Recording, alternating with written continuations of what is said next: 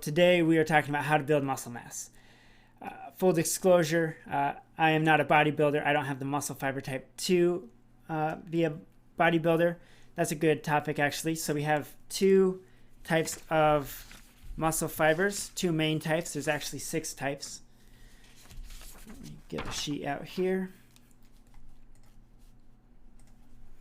So we get 2 types basically, type 1 and type 2 for our muscle fibers. And with these, type 1 are endurance or slow twitch muscle fibers, which means they're better at using oxygen, but that also means they're smaller. So the smaller your muscle is, the more, well, if you're trained, the more efficient it is with oxygen. So this is slow twitch. So even if you have slow twitch muscle fibers, you can still build muscle pretty well. But if you have type 2 muscle fiber types, like those really big, strong men, right? Those are going to be fast twitch muscle fibers. And I can't spell twitch, but fast twitch muscle fibers like to get really large. They like to expand. They're built for power and speed and all that stuff. So right away, there's going to be some genetic variability. Some people can get very large through weightlifting. Some people cannot. And I'm one of the people that cannot. So I haven't spent a whole lot of time lifting to try to do bodybuilding or any of that. So when I'm creating those workouts, I'm not the best at creating those workouts, but I do understand the physiology. So this is fairly genetic. So if you were born with mostly type 2 muscle fiber types, you're going to have an easy time putting on muscle. If you were born with type 1, you're going to have a little bit harder time. But either way, you can still build plenty of muscle mass. So let's look at what your muscle needs to grow. So first of all, in order for muscles to grow, they need some type of stress and then some type of recovery. So when we're thinking about this, we want to think about inflammation cycles. And if we have a week right here, let's say this is 1 day, 2 days, 3 days, 4 days, 5. And your inflammation. So let's say you work out here. So this is day 0 and you do a workout right here. What's going to happen after that workout is you're going to start to get sore. And this is going to be inflammation climbing. Inflammation tends to peak, depending on how hard you go, around 24 hours, maybe 48 hours later. And then you want to start recovery around here. And then it goes back down. And then you do a workout. Let's do X is for workouts. O is for recovery. Do another workout. Your inflammation goes back up. You recover. Inflammation starts going back down. Another workout. Inflammation goes back up. And so this is kind of how you want to think about your training, right? So you go hard, you go easy, and you're going to need that stress and recovery in order to, really have any adaptation, but particularly when you're trying to build muscle, you need that recovery mass, because if you're not recovering, you're going to have a bad time. So yes, you can ask a question in the chat. So just ask a question there. And when I post this, actually, I'm going to delete your questions. So if you don't like your question, it won't be live, but I will still answer it. So you won't be put on blast publicly after I upload these. Okay, hormones. So you also need hormones. These help you grow. So the main 2 that we use to build muscle are testosterone, HGH, and we'll talk a little bit about that. Some major ways to get those muscles is 1, a lot of them are released when you sleep. So sleeping 8 hours, as you get deeper into that REM cycle, that's going to release more hormones. So sleep, you need 8 hours. It's going to be super important if you're trying to really grow even more, maybe up to 9 or 10 if you're really working hard. The harder you're working, the more sleep you need. In terms of compound lifts, these are lifts that move 2 joints at once. So if you're thinking about squats, we got hips moving, we got knees moving, and we got ankles moving. Whenever you're moving 2 or more joints, so we got 2 plus joints, we're going to see an increase in these hormones of testosterone, HGH, all of the above. And people take testosterones and steroids and that kind of stuff. You don't need to do that. You can get that naturally by doing lots of compound lifts. So this would be squats, deadlifts, bench press, pull-ups. You get the idea. So these multi-joint lifts are going to be better for testosterone. And then when we get down to nutrition here, you also need to be supplying yourself with the adequate amount of calories. So from most of the research that I read, you really only need an additional 200 to 300 calories more than what you're burning per day. So we have your basal metabolic rate, which we calculated that early in class. This is how many calories it takes your body to stay alive overall. Normal function, normal brain function, hormone function, all that stuff. And then on top of that, you have your exercise calories. So when you go lift, you're probably burning somewhere between 300 to 400 calories. BMR, if you're larger, it's going to be around 2,000. So that's going to equal about 24,000 calories. And then if we take this and add this additional for that muscle building process, if you add, let's just call it 300 here, then you need to eat about 2,700, right? And that's going to be maximizing your growth. One study said, I believe for beginners, they could eat an additional 500 calories, and that seemed to go towards muscle growth without gaining too much excess fat. So that's kind of how you want to work with your nutrition, particularly if you're trying to build muscle mass.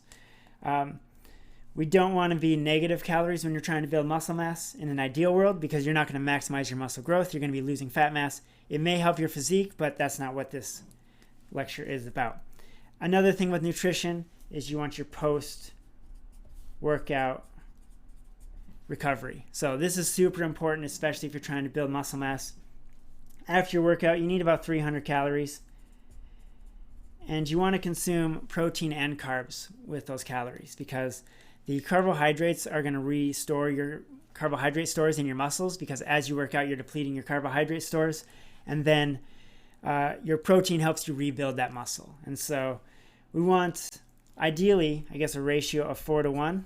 So 4 grams of carbs to 1 gram of protein. Some people would say 7 grams of carbs, but I think for this, we want more protein in our diet there. Okay, so this can be chocolate milk. This can be a peanut butter jelly sandwich. I should just say PB plus J. Apple and peanut butter. You can do a workout shake. If you're drinking something after your workout, just make sure it has carbohydrates in there. A lot of them are getting rid of carbohydrates because we're on a low carb fad. But if you want maximum muscle recovery, you do need to have some carbs in there. Okay, and then one more little topic before we dive in a little deeper is cardio. So should you be doing cardio when you're trying to build muscle? The first answer is yes, because you need cardio to stay healthy, right? Cardio is like weightlifting for your heart. So what they generally recommend for general health is either 5 days of 30 minutes per week. That's 150 minutes per week of cardio. However, if you're trying to build muscle, you're probably not going to want to do it that way.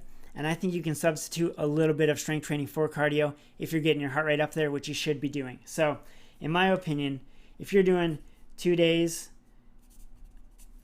3 days, I would say, of cardio for 30 minutes, that might be pretty good overall. Might not be ideal for health, but it will be more ideal for muscle mass. And when we're talking about doing this cardio, you want to get the most bang for your buck. So you want to spend the least amount of time doing it. And that is going to be HIIT training, so high intensity interval training. So let's take this amount right here. Let's say you do a 10-minute warm-up. You can do a warm-up on a bike or whatever you want. Let's say you're on a stationary bike or a real bike. 10-minute warm-up, just nice and chill, get a light sweat going. And then if you're beginning, you can do a workout like 6 by 30 seconds on. So that means hard, right? And then 30 seconds easy. You can increase this to a minute easy if you need more recovery. So that'd be a good beginner HIIT workout, just something real quick, real hard, and spike that overall lactic acid. That'll help you with overall workload as well, so you'll be able to train a little bit heavier.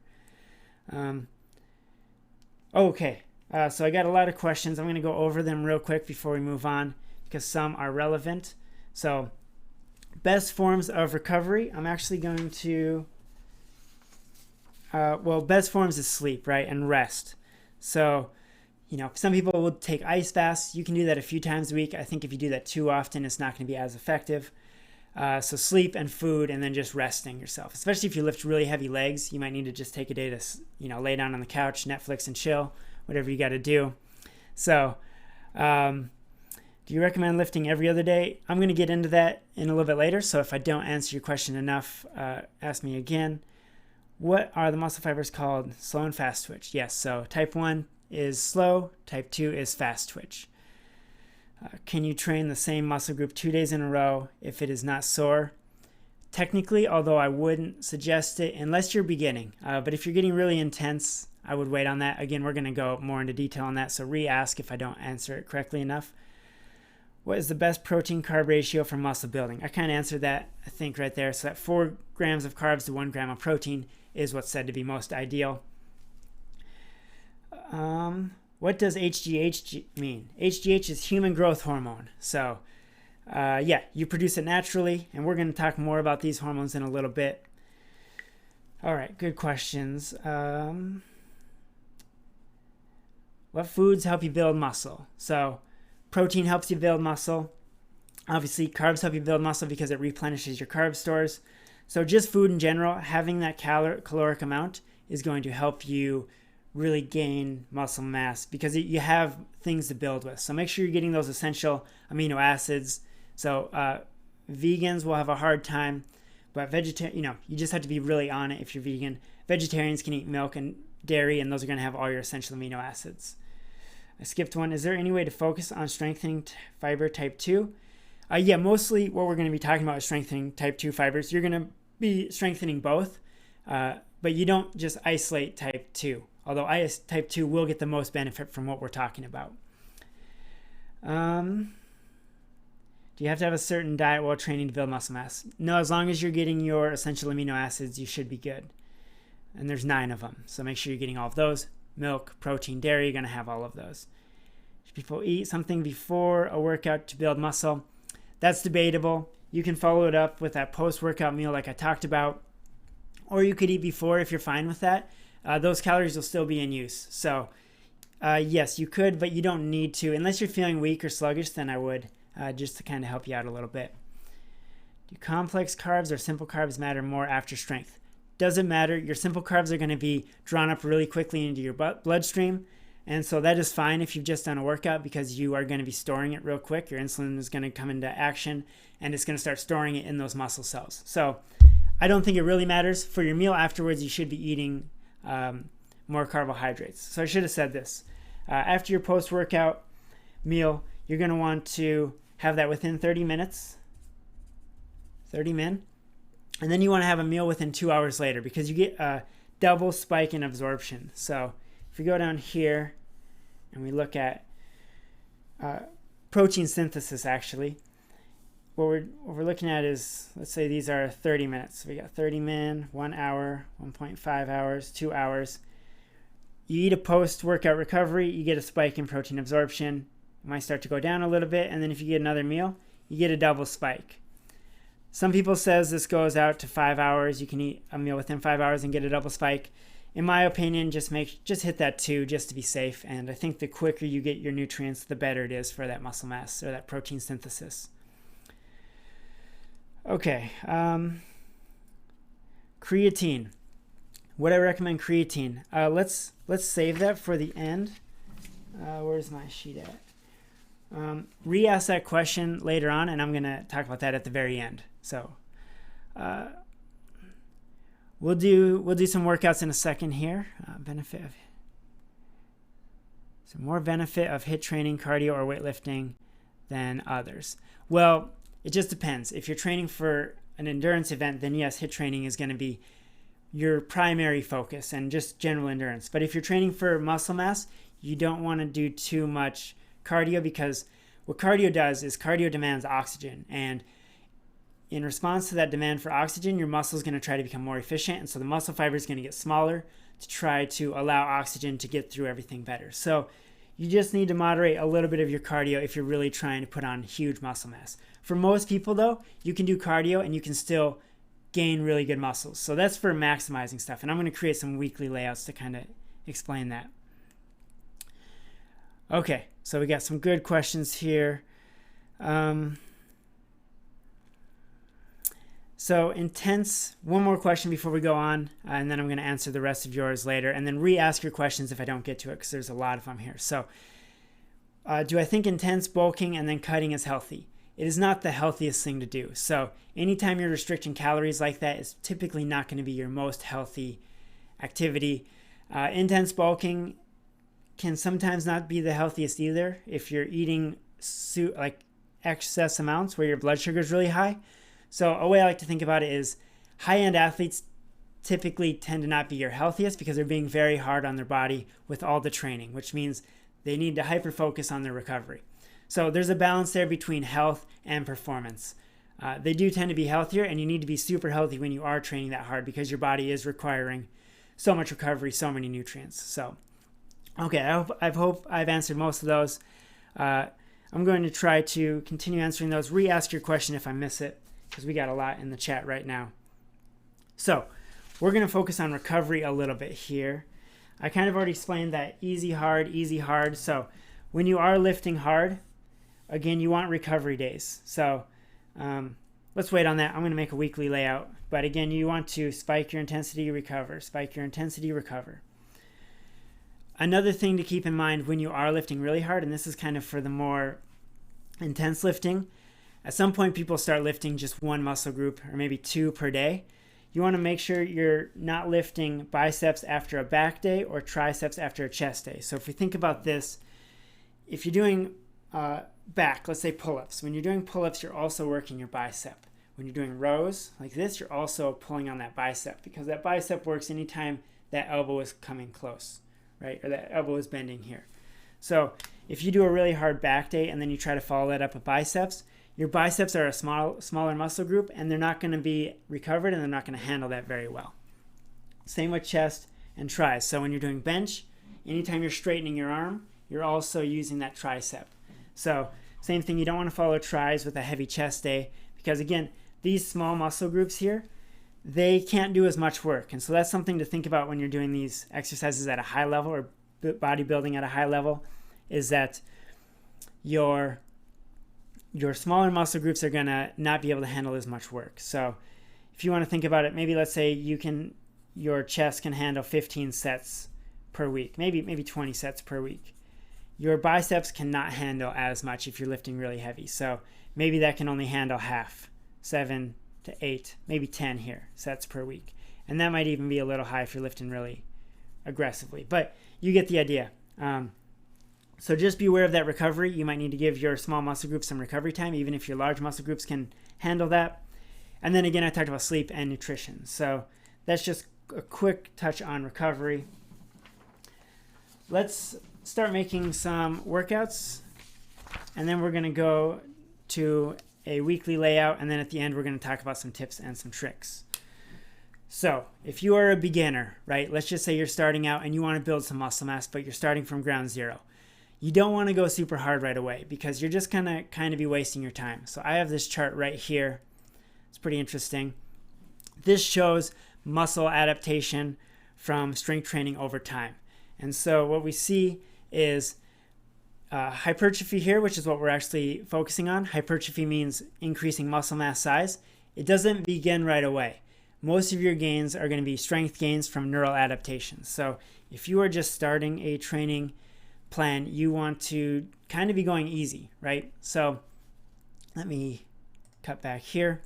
So if you're doing a beginner plan, you want to just do general strength training. And I will focus on this hypertrophy here, but we don't need to think about it too much right now.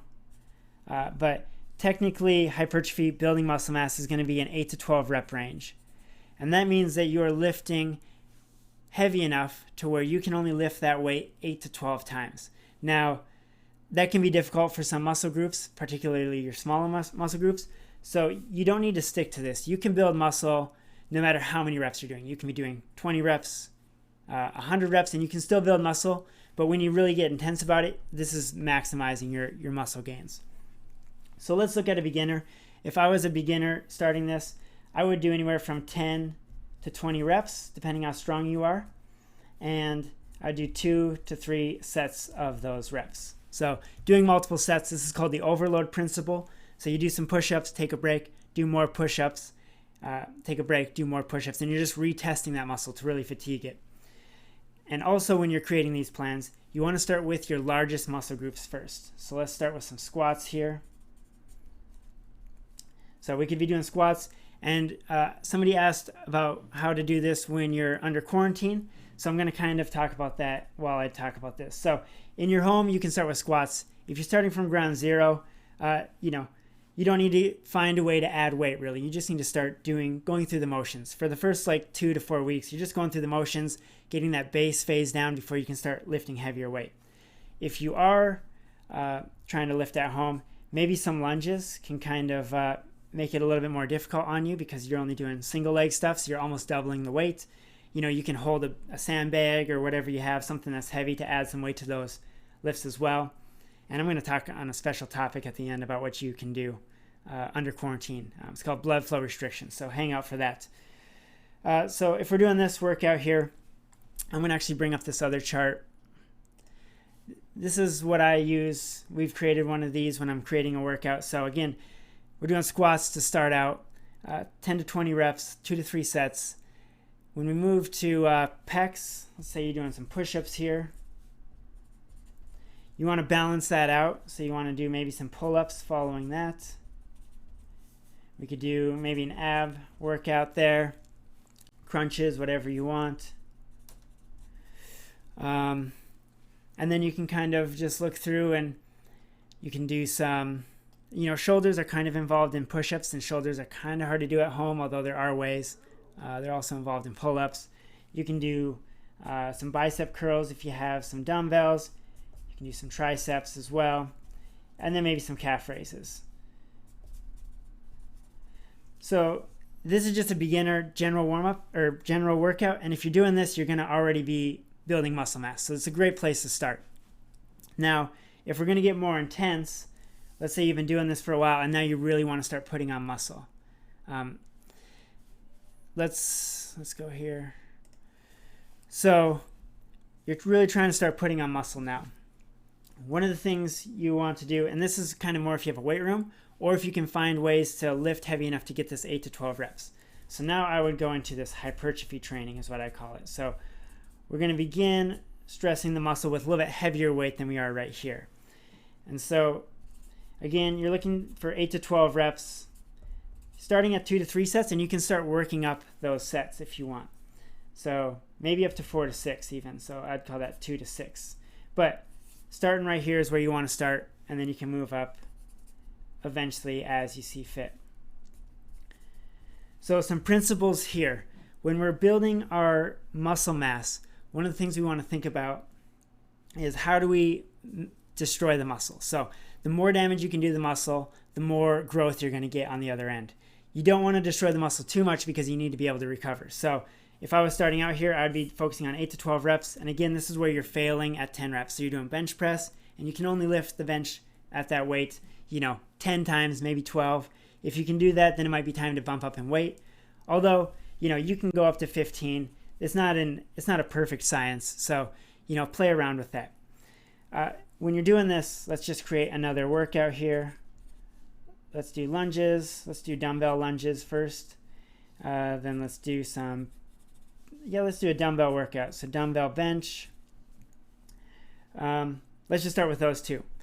So one of the things you can do when you're doing these lifts, let's say you're doing 2 to 3 sets, is you can double up these or just do back-to-back lunges. So instead of going through your workout and then starting over at the top again, what you want to do is you want to fatigue your leg muscles and then re-fatigue them. So only give them a little bit of recovery. And how you can do that is you can only take 20 to 30 seconds rest. So do your lunges, 20 to 30 seconds rest. Do your lunges again, 20 to 30 seconds rest, and so on. This type of workout is very difficult.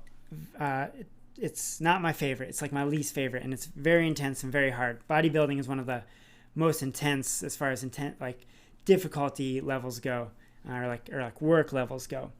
So if you do this, your muscle fiber is going to recover around like a minute, maybe around 45 seconds.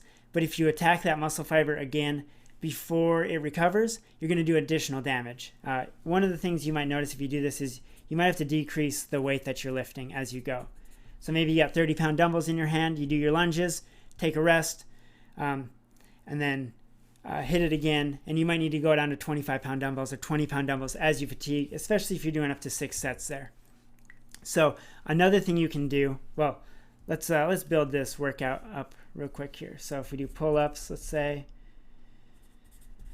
pull-ups, then let's add let's add some shoulder press into here. Shoulder press, then maybe some abs, lower back, it's like back extensions maybe, and then I'm all about those calf raises, so throw those in again. So if you're doing this type of workout, you do lunges with not very much break in between, then you go to bench, and then again keep that rest low, and then pull-ups to keep that rest low. You don't need to do low rest right away. If I was beginning, I would forget about this, and I would do lunges, bench, lunges, bench, lunges, bench. And then I maybe do pull-ups, shoulder press, pull-ups, shoulder press. You could maybe change that up a little bit. Pull-ups, abs, shoulder press, lower back, just to give yourself a little bit of rest. But as you get stronger and as you get more muscle mass, you want to increase your stimulus, and that's when you can decrease this rest here. Okay, another thing you can do, another little trick here, is to do compound sets. Let me actually get a new sheet of paper for this. And this is still in hypertrophy training. So, compound sets. What a compound set is, you're attacking the muscle group 2 times back to back. So let's say we're doing deadlifts. Again, be careful when you're lifting heavy because you want to make sure that your spine isn't moving around. So make sure you're using good form. There are plenty of videos on the YouTube or on the internet for that. So if you're doing deadlifts, you could combine those with maybe hip raises. So something not as intense, but you're attacking glutes a little bit here, and then you're really attacking glutes there. And so a compound set is where maybe you're going to do 3 sets of this at 10 reps, let's say. And then you're going to do 3 sets of hip raises at 15 reps. So what you do is you do your deadlifts, you'll take 20 to 30 seconds rest, and then you'll hop right into 1 set of hip raises, 20 seconds rest, and then back to deadlifts, back to hip raises, back to deadlifts, back to hip raises. You can do this with bench press too. Bench press and chest flies. So here you're just attacking your pectoral muscles, and again 3 sets here, 10 reps, 3 sets here, 15 reps. However you want to break it down. You can do 12, you can do 8, but you kind of get the idea. So these are compound sets. Again, you're just stressing that muscle even more. I'm going to show us one more type here, and then I'll get to your questions. So this is a good way, as you get more intense, to kind of increase those gains. Once you've been doing this for a while, you can start moving to upper body and lower body days.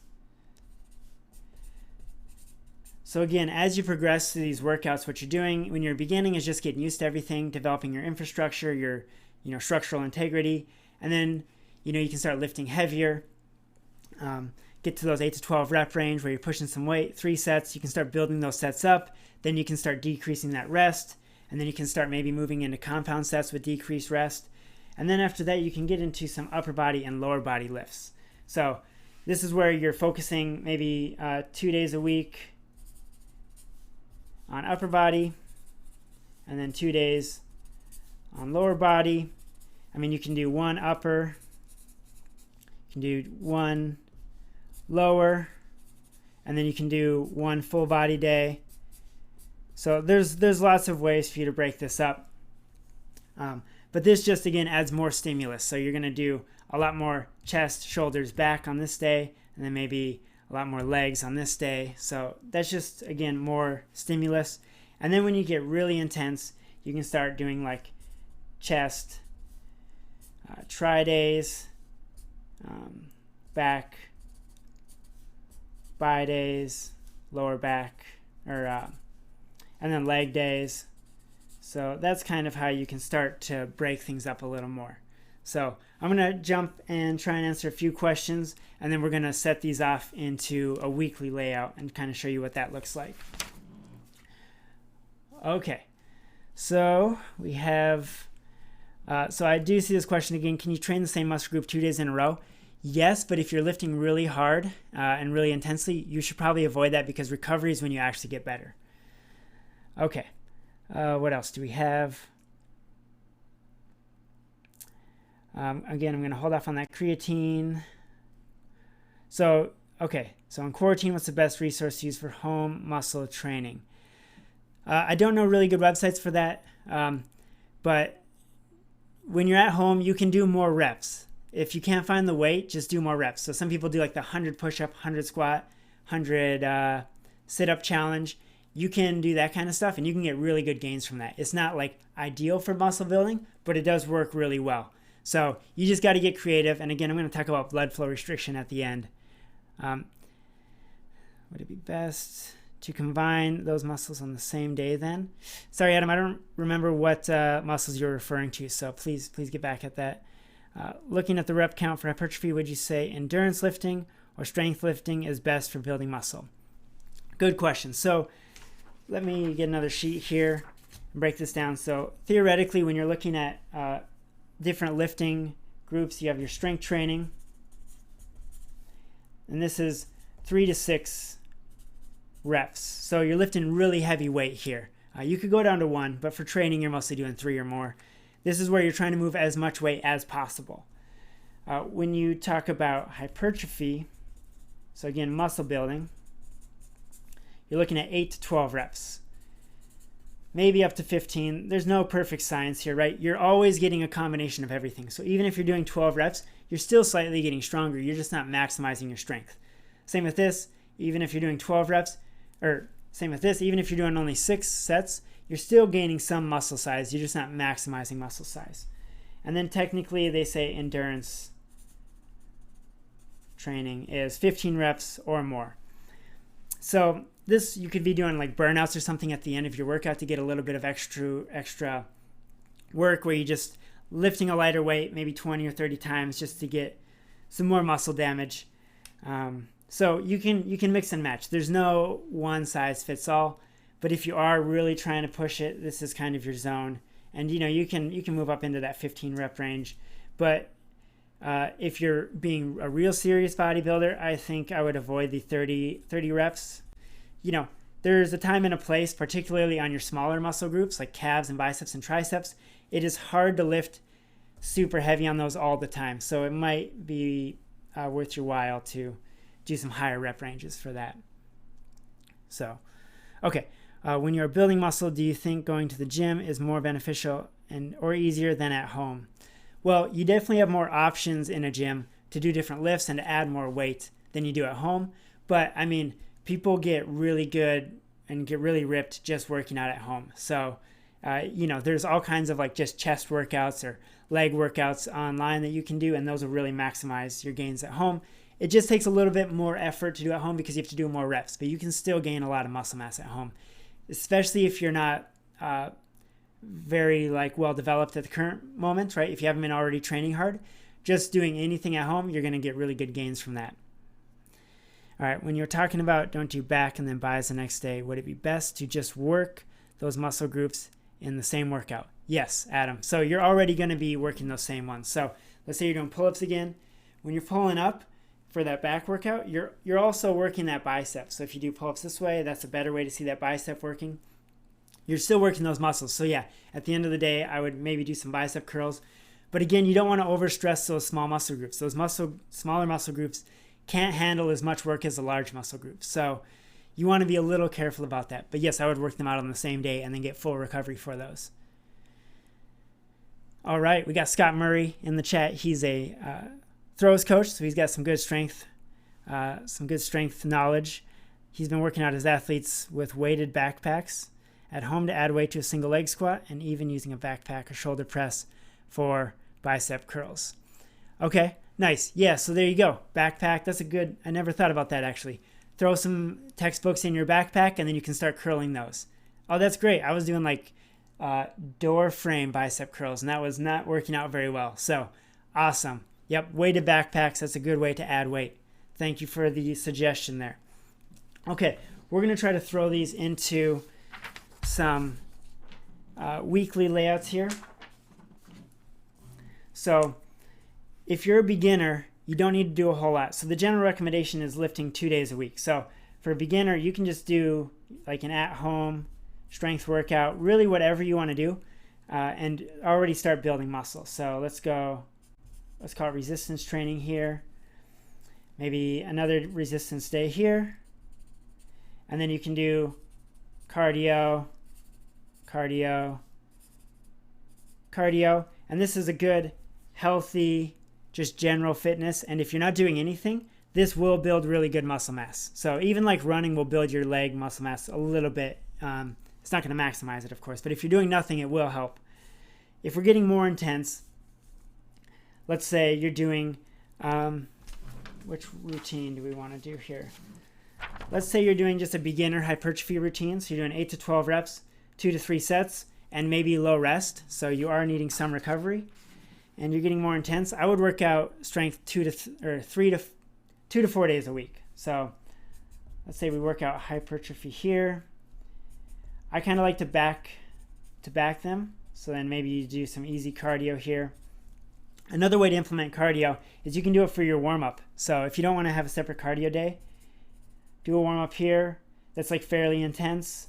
Another warm-up here that's fairly intense. If you do intense warm-ups of like 15 minutes on your 2 hypertrophy days or your 4 hypertrophy days, let's go warm. You're probably getting enough work for your heart to where you don't need this, and you can take full rest days here.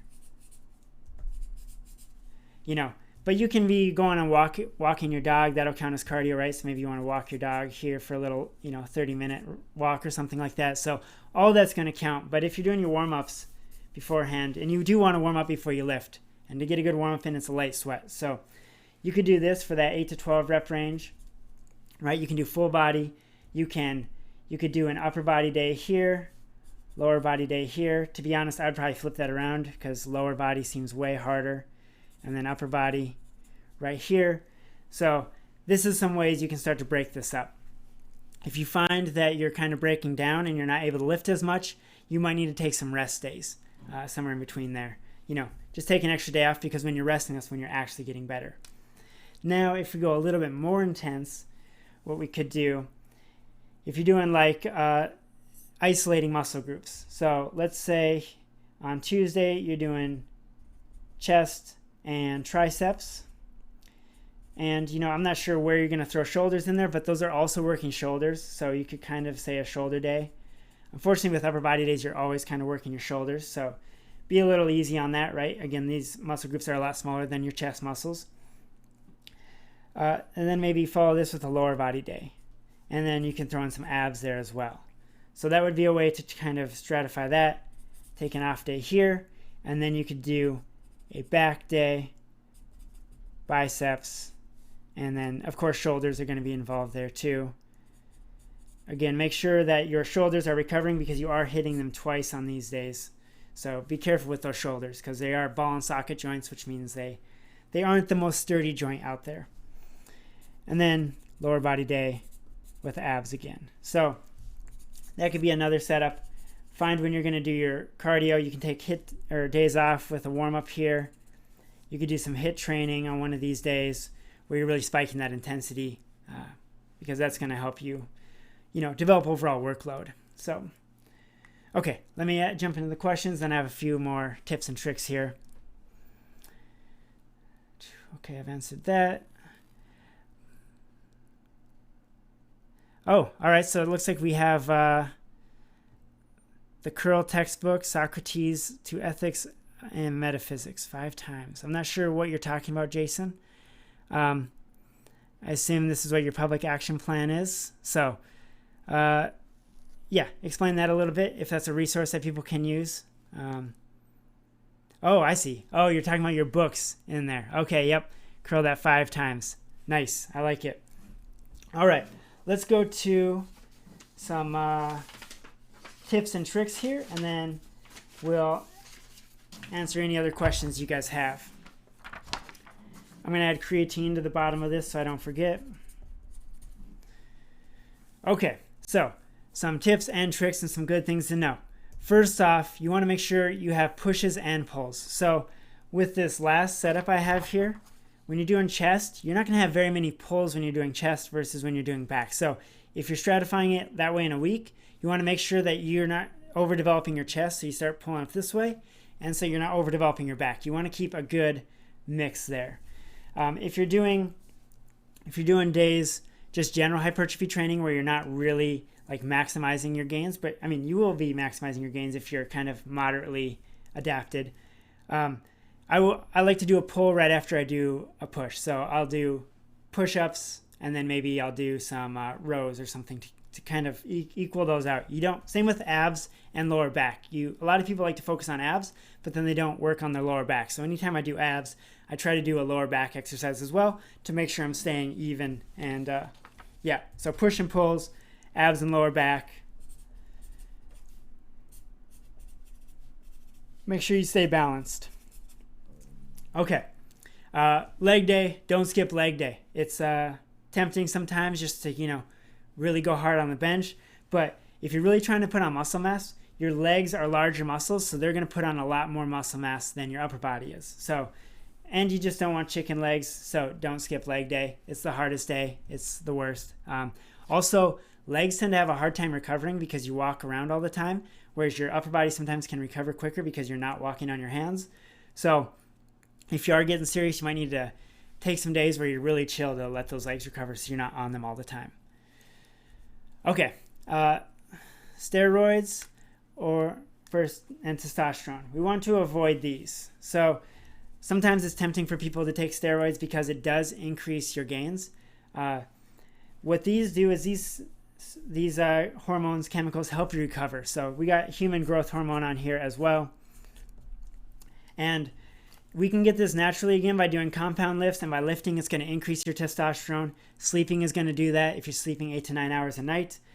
And some people will start taking this exogenously, right? Now maybe if you're getting older and your testosterone is dropping, you can start taking it. But what happens when you're young? Let's say you start taking testosterone exogenously because you want more gains. Well, one, it's bad for you. It can accelerate balding. It's not good for your heart, not good for cancer, all that stuff. But, I mean, unless you're low and you're taking it from a doctor. But once you start taking testosterone, your in-body testosterone that your body produces starts to decrease. So testosterone is one of those things where if you start taking it, you're actually going to have to continue taking it because your body will stop producing it because your body's like, oh, we got this, we don't need it, so we're going to stop producing it. So good rule of thumb, avoid these. Until maybe you're older and a doctor recommends it if you need it, but I would avoid those. It's not worth the gains. The health risks are considerable. People can maybe do it healthy, but very low doses, and I still don't recommend it because it's just not, in my opinion, it's not worth it. So I would avoid that. And, that way you can still compete clean in certain leagues or whatever. So, okay, let's get to blood flow restriction because this is kind of interesting. I really liked your guys' backpack suggestions because I didn't even think about that. So that's a really good way to add weight. Another way to get gains when you don't have weight room is called blood flow restriction.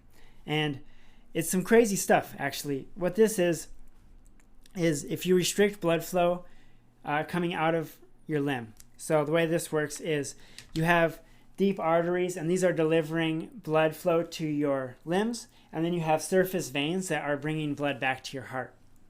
And what blood flow restriction is you're restricting the blood flow so that it can't come back to the heart, so the surface veins. And so you can get a wrap, and you can wrap it around your limb.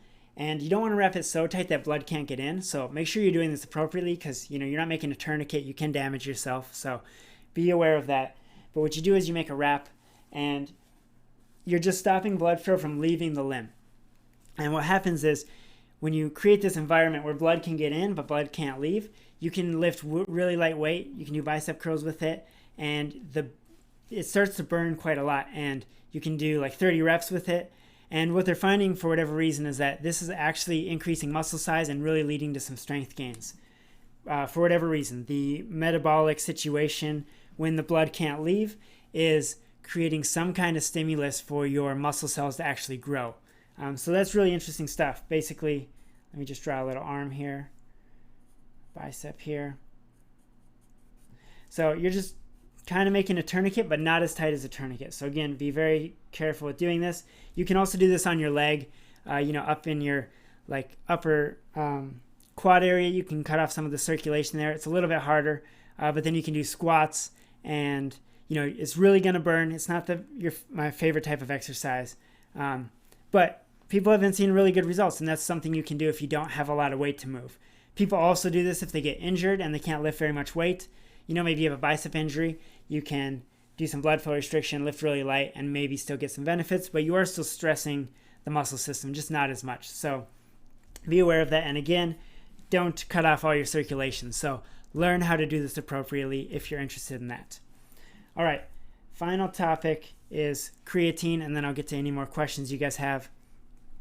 So with creatine, one of the reasons creatine helps us get bigger, because it does increase our size, is because creatine holds water. So when you take creatine, you can get creatine out of steak too. So if you're eating steak, you're getting creatine. You don't necessarily need to supplement with it. And I'm not an expert on creatine, but anytime you're increasing water mass into the muscle cell, you are going to be increasing your muscle size. There is also some evidence that taking creatine may allow you to lift a little bit more and do a little bit more work in the weight room. So my opinion, from what I've read, it doesn't appear that creatine is dangerous to take. If you're taking normal doses, you can get it through natural means, which I think is probably best, but it does seem to have potentially some benefits. It's not like a secret weapon or anything, but it may help. So that's about as far as my knowledge goes on creatine. But it will increase size because it's going to carry more water mass, and it potentially is a precursor to phosphocreatine, which is your PC ATP system. So it probably gives you a little bit more burst or short-term energy. So it probably does help a little bit. So, okay, let's see. Is it more beneficial to stretch before or after your workouts, or should you be doing both? Do not stretch before your workouts. It's not going to help you a whole lot. So what I would recommend for stretching is do a light warm-up. So before your lift, you might want to do some stretches to get range of motion. So a light warm-up so that you have a little bit of heat going, because your muscles don't like to relax, don't like to stretch out if they're not elevated in temperature. And then I would do some light stretching. So like if you're doing squats, you can kind of squat down and like rock back and forth and just kind of get opened up in there. There's some other stretches you can do for squats, really just trying to open up those hips. And then after your workout, I would stretch as well if you're trying to increase your flexibility or if you have range of motion issues. So then you do your workout and then stretch afterwards once you're warm and once you're done. That's a good way to end it. But stretching when you're cold doesn't really do much in terms of benefit for you. So, yep. Okay. What recommendations do you have for good lower back exercises with your ab workouts? So my favorite at home for back workouts is just Superman's, where you lay on your back, go up like this. I like to do single leg with single arm, opposite leg for back exercises. Squats can kind of work. Deadlifts can kind of work for back exercises, but at home that can be difficult. My favorite for specific back exercises is, well, I hate it, but it is probably the best in my opinion, is back extensions. So that machine where you put your legs in and then you hang down with your body and then you go up like this. Back extensions. You got good mornings. You can do those. One that I kind of like, and it's kind of like a good morning, but also with some yoga, is where you bend over forward. I don't know if you can see me fully here, but you bend over forward and then slowly roll up. There's little muscles in between each of your spinal vertebrae that don't get exercised very much. So if you roll up kind of like this with your back, you're actually contracting and stretching out those little muscles as well. So good mornings like that, where you're going up and down, that can kind of help you with some back exercises. But back exercises tend to be a little difficult at home. So you can get a Bosu ball, put your chest on it, and then raise your legs. That's kind of glute and back. So there are ways, you just got to look it up and get a little creative. Okay. How do pre-workout drinks affect building muscle mass? So pre-workouts can be very intense. Today, I think they're a lot healthier than they used to be back in the day. There is no governing body to like regulate what is in one of those workout drinks. So be aware of that. They jack you up a little bit. Based on the hype that they give you, they could allow you to lift a little bit more. So, not necessary, but they may help. Personally, I'm not a huge fan of them unless I'm really tired. Then I might do it a little bit, but I'm not a huge proponent of them, I guess. But plenty of people do take them to get a little hype before their workout. What about BCAAs for muscle building and recovery time? So branched chain amino acids, BCAAs. I haven't done a whole lot of research on them. In my opinion, if you are eating full, all your essential amino acids, so you're eating meat, protein, dairy, cheese, complete essential amino acids, I don't think that they're going to be necessary. There may be some branched chain amino acids that do improve some muscle protein synthesis, but I'm not an expert. So, look into it on your own, but they're not necessary. But I would say they may provide some slight benefits there. So, all right. So that is kind of how you build muscle mass. Hopefully that was clear enough. You got to kind of create your own workouts for that. We didn't have a whole lot of time to create a lot of workouts, but if you have any more questions, feel free to ask. I'll stick around for about 2 minutes. But other than that, we are done, and you guys are free to go. Thanks for watching.